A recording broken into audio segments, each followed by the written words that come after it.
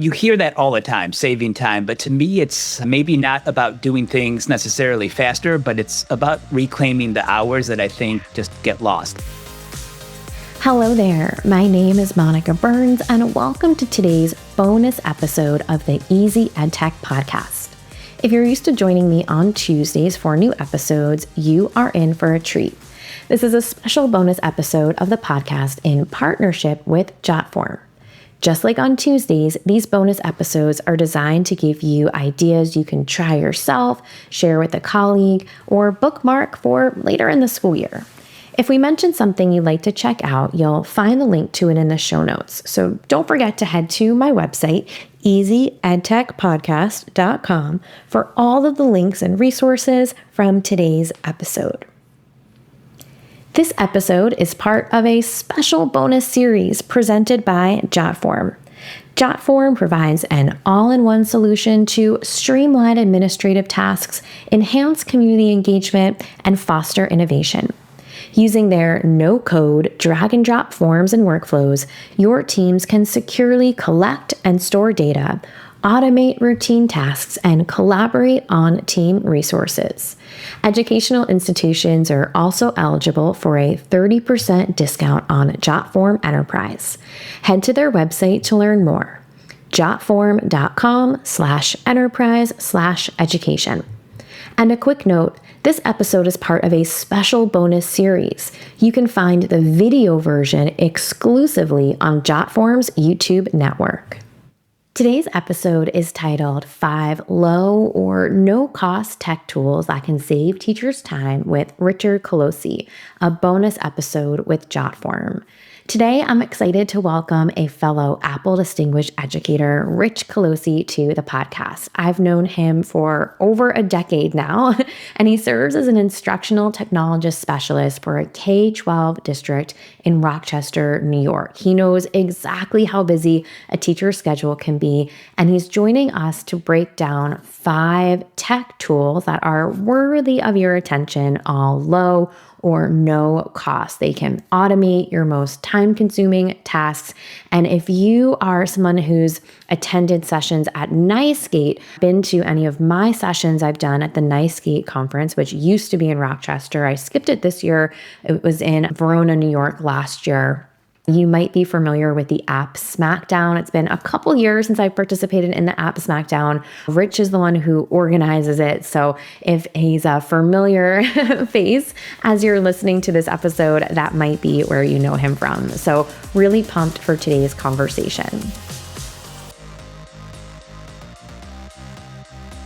Welcome to the podcast. I'm so excited to chat with you today about some low or no cost tech tools that can save teachers time. But before we jump into all of that, can you share a bit with listeners?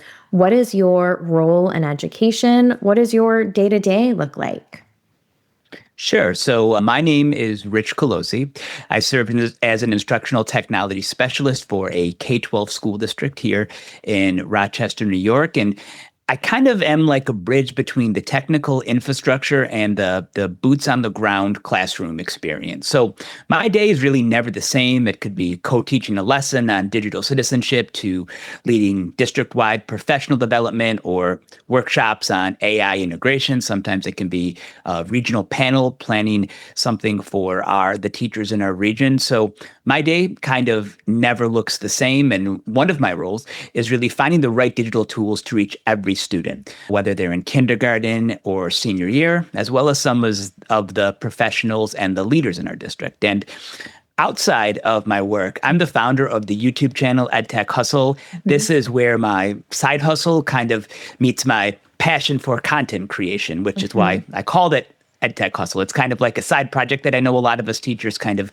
do outside of our class day. And since I've been doing this, it's really been a great way, I think, to interact with teachers all around the world. So I try to kind of take some of the websites and innovations and some of the concepts that I come through and translate them into practical, actionable tips for teachers to use. So our main audience is educators, but I've got a lot of content creators, podcasters, really anyone who loves technology. So between my role and my side job with EdTech Hustle, my day is kind of like a constant cycle of learning, creating, and coaching. And, Rich, you are one of my go-to people for new tools or new ways to use different tools. And I think part of that is because of your role, working with so many different educators, jumping into classrooms, right? Thinking about all the different people, particularly in our K-12 spaces, that might have a question for you, might want to pick your brain about a tool or something, a problem that they have that they want to solve. And I know I hear this a lot in my work and my travels, and I'm sure you do too. People are looking for things that can help save them time. So when you hear that phrase, save teachers time, we have it in the title of our episode for today. What does that look like in your day-to-day work? Yeah. So, I mean, you hear that all the time, saving time. But to me, it's maybe not about doing things necessarily faster, but it's about reclaiming the hours that I think just get lost. Like you hear the term, I know with a tool like Zoom or other things, you hear the term like friction. And I think it's about, reducing the friction. So doing things like eliminating that blank page. So I know we've all been there, like maybe on a Sunday night watching Sunday Night Football and staring at that blank screen when you're trying to draft a new lesson or maybe write an IEP report. I know you can use something like AI to help kickstart that process. So you at least have that first draft rather than trying to write everything on your own. Some other ways as well, I know, is just like the automation that actually works. So instead of grading maybe a huge stack of papers, you have some sort of workflow to at least give you that opening draft. But I think the most important thing with saving time is presence, right? So being there to actually, I guess, offload some of those activities that just end up taking a lot of time and being able to have that conversation with a struggling student, or maybe being able to relax during a lunch break for 10 or 15 minutes and not trying to, feverishly finish what you have to do before the end of the day or before that next class. So I think really it's about that ultimate gift of repurposing that time, because I think as we move forward, that's going to be one of the main ways that we sustain this profession, is just reclaiming some of those hours and some of that time in the very short instructional day. Yeah, I love that framing because I think that's a big part of this, right? Like we are saving time for a reason, right? Maybe that's to save some of that brain capital, right? Yeah. So we can reallocate it in other parts of the day. Maybe it's helping with some of the start, that can take up too much time if we don't know exactly where to get started. And today we're talking about low or no cost tech tools that can save teachers time. So let's start with tool number one. What is it, and what specific task does it help you complete faster? All right. So what I want to share is ChatGPT for teachers. Now, I know you've been talking about ChatGPT on your podcast for a couple years now. Yeah. But when I talk about ChatGPT for teachers, it's not just regular ChatGPT. This is a dedicated version that was released a couple months ago, actually, by ChatGPT. And this is a dedicated FERPA compliant workspace that right now is currently free for any K-12 teacher. Now, that is until June of 2027. So that is something to keep in mind. But the big difference is when you sign up for the free version of ChatGPT, you're limited in terms of how many times you can generate or add your input there. There is a cap on it. You can only do certain things by uploading documents. But the big thing is the privacy, right? With the free version, you don't necessarily know if that data that you enter is going to be used for training. The other thing is if you want to pay for ChatGPT, it's going to be $20 a month. So this is something that can potentially save teachers upwards of around $200 using ChatGPT. So I'm sure a lot of people know about a large learning model, like a large language model like ChatGPT, but I think the big thing that it handles, number one, is differentiation. So I know in the past, teachers have spent hours kind of manually rewriting articles for different reading levels. This is something that can now be done within a few clicks. Those ELLs, those English language learners, right? You can take an article and just in one click, automatically translate that into a different language. Other things as well, I know someone called this emotional labor of teaching, Yeah. right? And that is being able to write that tough email to parents or Hmm. sitting there in front of a screen and thinking about how this sounds. Is this the right tone? Should I be more concise? Is this too long? Well, these are things that you can kind of offload to ChatGPT, and that could kind of help make your life a little bit easier. So I think that that's something that's really powerful. But the other thing, and this is a new feature with ChatGPT, we talked about the data privacy, we Yeah. talked about the cost savings, but there's a new feature which is called shared projects. Hmm. If like, let's say that we are both in the same district, we both have ChatGPT for teachers, we're able to kind of share a project together, and we can both sort of learn together. We can both be on that same basically chat thread. So I think that's one of the big things. We can also create our own custom GPTs as well Hmm. for some of those tasks. That's that agent feature that's there.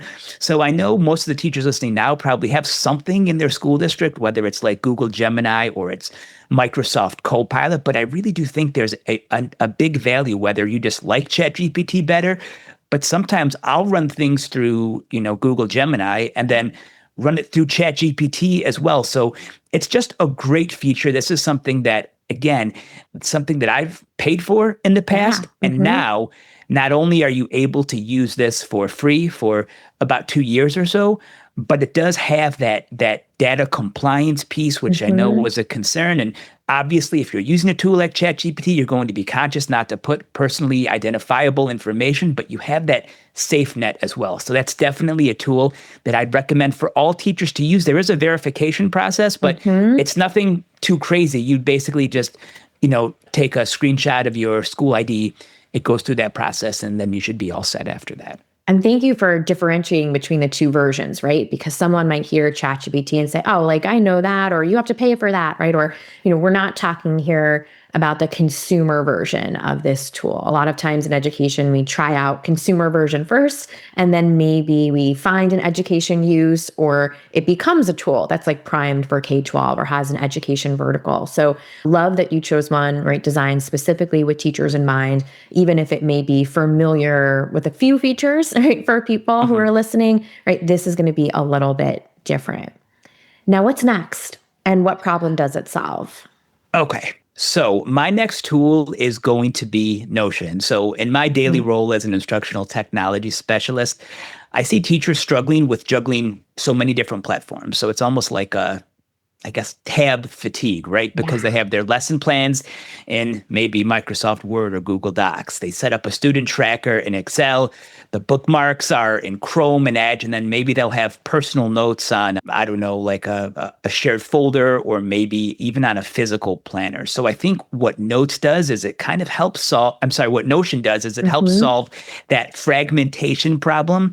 It's kind of like an all-in-one workspace, and I think that it can take the place of several different apps. So what it is, to give it a very general use case, is it's kind of like an interactive notebook where you can create separate sections and pages. Now, if you're like have a Microsoft background or if you work in a Microsoft school, you may think, well, isn't that kind of like a tool like OneNote? And Right. if you look at it that way, it can be. But I think what Notion does, it allows you several different features. I think it can essentially allow you as the teacher to create your own sort of classroom hub where you have things like your curriculum, you have your standards, you can create a student tracker. And the nice thing about Notion is if you want to share that student tracker with parents or maybe with a colleague, maybe you wouldn't want to share the student tracker, but if you wanted to share some of your curriculum with a colleague from a different school district, there's a really easy way that you can take that page and share it as a URL, almost like a website, right? A simple website. So it takes the mental load of where did I save that? And it kind of allows you to create just that one sort of spot that's there, as well as all of the other interactive notebook. There's also templates that you can create Hmm. that are there, which I think will help save you time for your organization. And just like ChatGPT, Notion does have an educational plan offering. If you go there, you can sign up, and it gives you a lot of really great features and guest access up to 100 people. So you have your centralized dashboard, you've got your reusable templates, the one-click publishing. I think if you haven't tried a tool like Notion right now, it's one that you're really going to find to be helpful. I love that idea of being able to make something, create something, and share it, right? And you might have, your who or your audience in mind. Is it students? Is it colleagues, right? Is it families or someone else in your community? So love that kind of quick sharing piece as well.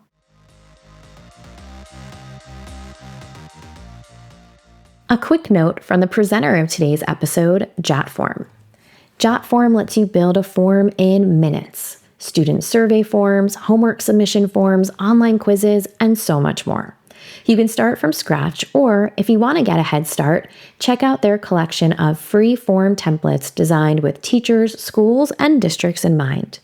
Learn more about JotForm and how educational institutions can get a 30% discount on JotForm Enterprise. Head to their website to learn more. jotform.com/enterprise/education. Okay, now what's the next one on the list? So the next one on the list is one you've probably used but haven't heard of before. I'm going to use Google AI Studio. And what this is a website created by Google that's powered by Google Gemini that's initially for developers that maybe want to try out some of those features and use that on their products. But educators can use this as well. So you've probably heard some of the text-to-speech features that's like on everything now. But take your phone, copy and paste like a selection of text and use speech selection. On your iPhone or on iOS, it comes back as sort of that monotone kind of robotic sort of voice. And even a tool like, I know, the Immersive Reader, which can be good, that can't differentiate between languages.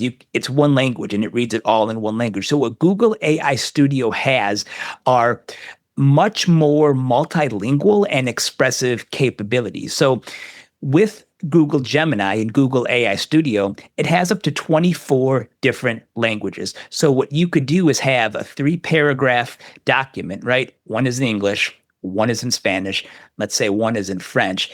And as you share, Google AI Studio is now going to allow you to take that text. It will read it in a voice that sounds expressive, that pauses and breathes. And just like how you can create your own sort of, just like your own chat prompt, you can actually direct how you want the voice to sound. So you can ask it to sound like an expert. You can ask it to sound in a warm and friendly voice like a teacher.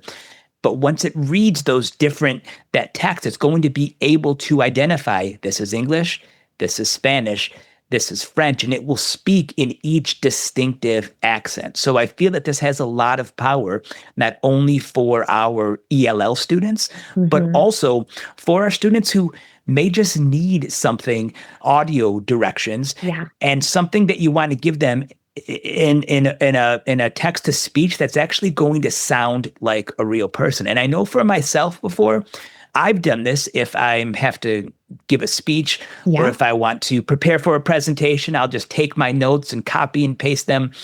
So much of I think the way that we kind of learn and listen for whether it's entertainment or for understanding is through audio, whether that's a podcast or whatever. You can actually generate an audio file, download that as an MP3, and then listen to that. And that sometimes is more helpful than, for me anyways, than rereading a document. You can just hear that in the background as you're driving somewhere. So those are some ways that I do that. So again, it's free with just a Google account. You can go to Google AI Studio and create those audio files. And if you've ever seen Notebook LM and you hear that two-way conversation, you can actually create a two-way conversation as well. So it's a real powerful tool and one that I think can save teachers a lot of time. Yeah. And the examples you gave there, I think, really illustrate the why, right? Like, yes, it can help me save time as I address, right, these specific goals that I had, making something more accessible for students, having something in a particular language for students, helping with, study skills, or helping you, right, as a professional learner, right, explore something different. And I'm glad you made that Notebook LM connection, because listeners might be a little more familiar with the audio overviews in Notebook LM. And you can kind of take that experience right into this tool, right, as you go in and explore. Now we're heading to the next tool. What is it, and who tends to use this next one the most? So the next tool is going to be Microsoft Clipchamp.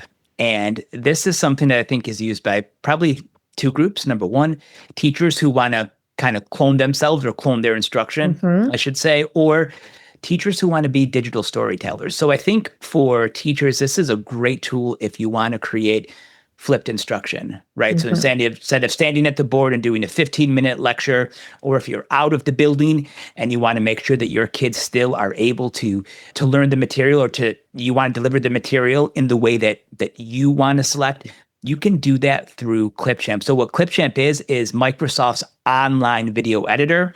I think it's very easy to use. It's not hard to get started. It's free.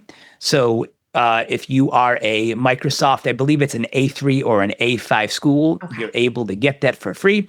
If you want to sign up at clipchamp.com, all you need is an Outlook or a Hotmail account. But if you're in a Google school who maybe doesn't use Microsoft products, I check with your tech department, because a lot of times, just because of network things, there may be Microsoft license for you, even though you're not actually using it. But what I like about Clipchamp is for creating videos, especially flip videos, is that there is a teleprompter on there. So if you want to put yourself in the video, there is actually a teleprompter that will scroll while you kind of read your voiceover. You just paste your script in there.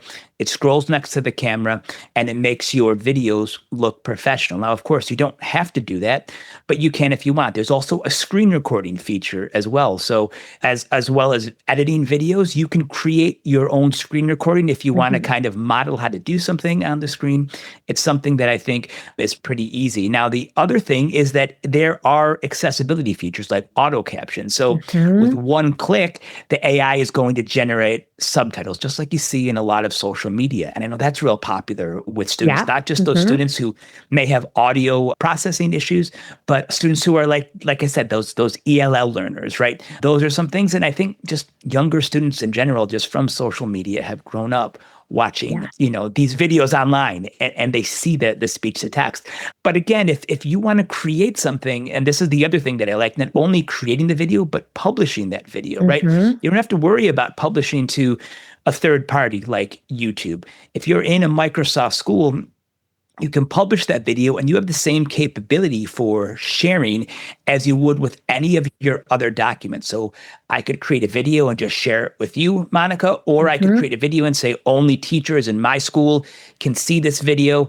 So I think that's one of those things that will help out a lot. So I think that will be something that's kind of big. And again, if you do sign up for the free tier, if you're not able to use it through your school district, Clipchamp has a license that will allow you to export a video in 1080p without a watermark, which I think is pretty big. So whether you've tried Clipchamp before, whether you have access to it through your regular Microsoft 365 license, or if you just want to try it kind of on your own, I think it's one that will save you a lot of time and make some of those challenging things like video editing a little more efficient, and something that anyone can do.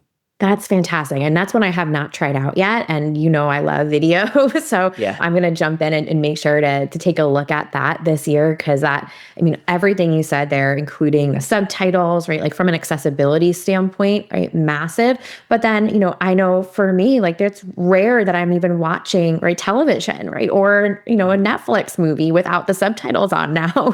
I feel like so many of us have become conditioned to using that additional feature because of our social media experiences. So that's awesome.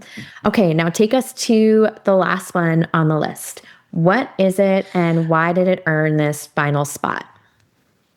All right. So I know that you're a big Canva user, and many teachers are big Canva users, but there's a feature that I don't think everyone has played around with. And if you haven't, I think this is one that will really help you save time. So it's called Canva Code. It's part of the Canva Magic AI Studio. And I think back in the day, or even now still, but it was more so when I first started 20 years ago, a lot of teachers used Smart Notebook on their smartphones. And one of the reasons why was because in their gallery, there were so many of these little kind of programs that just did what you kind of wanted them to do and kind of aided the instruction. And over the years those little things still kind of exist, but they're in different places. You may have to go out to the web to find one and deal with a lot of advertising, or you may go out to the web, but there's no way to kind of save them. So all kinds of issues. But what I like about Canva Code is in the same way that you can generate a text response in ChatGPT, you can do the same with Canva Code. So essentially, you can create your own little program in your presentation or in any Canva design, but let's just say in your Canva presentation that will kind of help you serve one task. So for an example, I've done something before where there was a lesson on the water cycle, and I could have gone out to different websites to try to find these interactive simulations. But with Canva Code, I said, hey, can you generate a simulation of the water cycle where when we click different parts of it, you'll see some of those changes. And Canva Code was able to create that. So it was actually pretty good. And what I like about this is, sometimes you'll ask Canva Code to create something for you. It's not quite how you want it, but you can go in and then ask follow-up prompts to continuously sort of moderate it so that iteration is there. And the best part about some of the new developments in Canva Code is now when you bring your Canva Code program into a design, you can actually go in and modify some of the features just like you could with a regular Canva project. So this is one that I think is really great. If there's ever been an idea that you think, I wish there was something that did this, or I wish there was a way that I could create an interactive tracker for each individual student, you can do some of those things with Canva Code. So if you haven't tried that yet, you just go to Canva Magic Studio. On the AI tab, you'll see a little button that says Code. And I think that's a great place to get started with Canva Code. And I love when there are features that may be hidden in a tool that we're already kind of familiar with, right? So if you have used Canva before, right, this is something that's worth taking a peek at for sure. Definitely. So Rich, this was fantastic. So many great free and low-cost tools for us to explore. I'm going to link out all of your info for people to stay connected with you, to follow along with what you share online. But for anyone who's like on the move and listening to this episode and wants to make a mental bookmark, where can people connect with you? Where can they learn more about your work? Sure. So the best place to find me is at my channel. You can look up EdTech Hustle on YouTube. I'm kind of passionate with making sure that saving time isn't just a theory, but a reality for all four teachers. And on the site, you can find some deep dive video tutorials for everything that we've discussed today, as well as some other tools. I'm constantly adding new videos a couple times each month. And I try to find some interesting ideas, some deep dives on just kind of like short documentaries as well. So all kinds of things, whether you're an educator or just a tech enthusiast, that I think you'll enjoy at EdTech Hustle. And if you want to contact me at X, I'm just at Richard Colosi. Perfect. Well, thank you so much for your time today and all of these great recommendations for educators. Anytime. Thanks, Monica. As always, it was lots of fun chatting with Rich today. So let's make this EdTech easy with a few key points from the episode. ChatGPT for Teachers offers free FERPA-compliant AI support through 2027 and can help with differentiation, translation, and writing tasks. Notion can streamline planning and organization, while Google AI Studio creates multilingual text-to-speech audio. Microsoft Clipchamp simplifies video creation with features like a teleprompter, screen recording, and auto captioning. Canva Code allows teachers to generate interactive elements and mini programs directly inside presentations. Remember, you can find the show notes and the full list of resources from today's episode by heading to easyedtechpodcast.com, including all of the ways to connect with Rich Colosi. A big thank you to Jotform, the presenter of today's episode and this special series. If you want to watch the video version of this episode, you can find it exclusively on Jotform's YouTube network. Just head to YouTube and type Jotform in the search bar. To learn more about JotForm and how educational institutions can get a 30% discount on JotForm Enterprise, head to jotform.com/enterprise/education. If you're listening to this podcast on Apple Podcasts or Spotify or another favorite app, maybe even YouTube, don't forget to hit the follow or subscribe button. When you follow along with the podcast, each new episode will download for you automatically so you don't miss a thing. It's totally free to follow or subscribe. It just helps you get those notifications so you know when a new episode is available.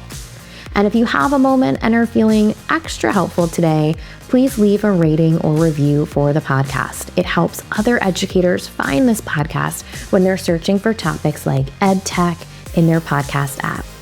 Have a great week and check back on Tuesday morning for another new episode of the Easy EdTech Podcast.